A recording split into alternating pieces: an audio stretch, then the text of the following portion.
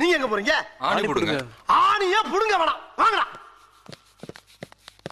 நீங்க டேய் டேய் என்னடா சொன்னீங்க? நீங்க தான ஆணியை புடுங்க வேணாம் சொன்னீங்க. ஆணி புடுங்க வேணாம் அவங்கள சொன்னேன். ஒண்ணே சொல்லலாம்.